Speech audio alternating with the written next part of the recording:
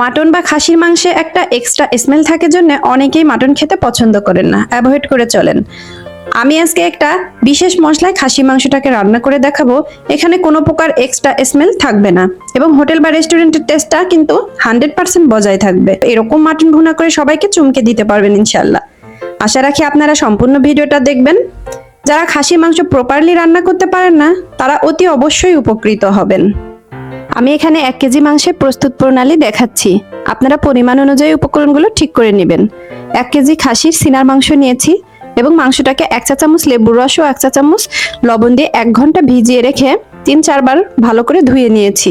ভিডিওটা লং হবে জন্য প্রসেসটা আমি দেখাইনি, আপনারা অবশ্যই এভাবে ধুয়ে নেবেন।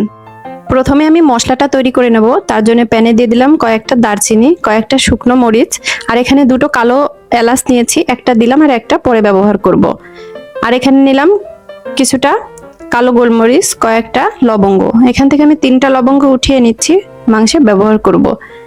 এখানে দিলাম কয়েকটা কাবাব চিনি, 4টা এলাচ, 3টা তেজপাতা, 1 চা চামচ গোটা ধনিয়া, আর দেব 1 চা চামচ পরিমাণ গোটা জিরে।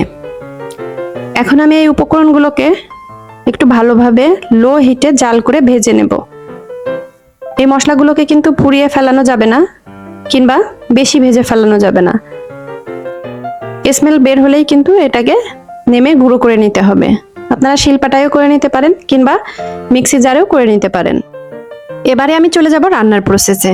প্যানে তেল গরম হয়ে আসলে দিয়ে দিলাম একটা তেজপাতা ছিঁড়ে, 3 টুকরো দারচিনি, আর যেই লং 3টা আমি উঠিয়ে রেখেছিলাম সেই লবঙ্গগুলো আমি দিয়ে দিলাম। এখানে একটা কালো এলাচ দিলাম, সাদা এলাচ দিলাম। এই মশলাটা কিন্তু তেলের উপরে প্রথমে দিয়ে দিলে সুন্দর একটা ফ্লেভার আসে। আমি 4-5টা বড় পেঁয়াজ কুচি করে নিয়েছি, এটা 2 ভাগ করে নিচ্ছি। 1 ভাগ এখন ইউজ করব আর 1 ভাগ পরে ইউজ করব। পেঁয়াজটাকে আমি ব্রাউন কালার করে ভেজে নেব।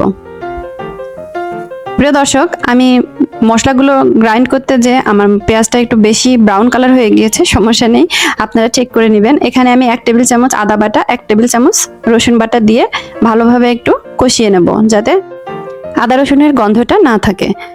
এজন্য একটু ভালোভাবে কষিয়ে নিতে হবে। তারপর আমি দিয়ে দিলাম পানি। এবার আমি গুঁড়ো মশলা অ্যাড করব। পানিটা দিলে যাতে পুড়ে না ওঠে।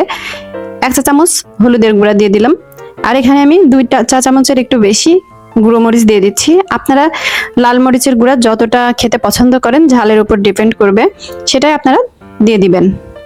এখানে আমি মশলাটা সুন্দরভাবে একটু কষিয়ে নিচ্ছি। মশলাটাকে কিন্তু একটু ভালোভাবে কষিয়ে নিয়ে আমি এর মধ্যে দিয়ে দিচ্ছি 1/2 চা চামচ জিরা গুঁড়া, 1/2 চা চামচ ধনিয়ার গুঁড়া, আর দিচ্ছি পরিমাণ মতো লবণ। এবারে দিয়ে দেব 2 টেবিল চামচ পরিমাণ টক দই। এই টক দইটা কিন্তু অতি অবশ্যই ইউজ করবেন, কারণ টক দইটা অনেক সুন্দর একটা কালার নিয়ে আসবে এবং মাংসের টেস্টটাকে দ্বিগুণ বাড়িয়ে দিবে। এবার আমি মশলাগুলোকে ভালোভাবে একটু কষিয়ে নেব। কষানো হয়ে আসলে এর মধ্যে মাংসগুলোকে দিয়ে দিচ্ছি। মাংসটাকে দিয়ে আমি ভালোভাবে এবার একটু কষিয়ে নেব, নেড়েচেড়ে মিশিয়ে দিচ্ছি। মাংসটাকে কিন্তু ভালোভাবে কষাতে হবে, নেড়েচেড়ে একটু ভালোভাবে কষিয়ে নিতে হবে। এ পর্যায়ে আমি দিয়ে দিলাম 1 চা চামচ পরিমাণ লাইট সয়া সস দিয়ে ভালোভাবে মিশিয়ে আমি একটা ঢাকনা দিয়ে ঢেকে 5 মিনিট রান্না করব। ঢাকনাটা উঠিয়ে মাঝে মাঝে নেড়ে দেব। এখন আমি দিয়ে দিচ্ছি জয়ফল। জয়ফলটাকে আমি গ্রেটারের ছোট সাইড দিয়ে এটাকে গ্রেট করে নিচ্ছি খুবই আলতোভাবে, যাতে বড় ভাবে না পড়ে, গুঁড়ো হয়ে যায় সম্পূর্ণ। এভাবে আমি অর্ধেকটা দিয়ে দিলাম। জয়ফলটা কিন্তু এখানে অনেক সুন্দর একটা ফ্লেভার নিয়ে আসবে এবং মাংসটাকে অতি দ্রুত সেদ্ধ করতে হেল্প করবে। এই পর্যায়ে আমি যে পেঁয়াজটা রেখে দিয়েছিলাম 1/2 কাপ, ওই পেঁয়াজটা দিয়ে দিলাম। এই পর্যায়ে পেঁয়াজটা দিলে কিন্তু মাংসের টেস্টটা অনেকাংশেই চেঞ্জ হয়ে যায়। আপনারা অবশ্যই দিয়ে দেখবেন, একবার দিয়ে রান্না করে দেখবেন কেমন হয়, তারপরে আমাকে কমেন্ট সেকশনে জানাতে ভুলবেন না। আর আমি যে এই পর্যায়ে অর্ধেক কষানো হয়ে গিয়েছে তখন আমি দিয়ে দিলাম এই মশলাটা, যে মশলাটা আমি করে রেখেছিলাম।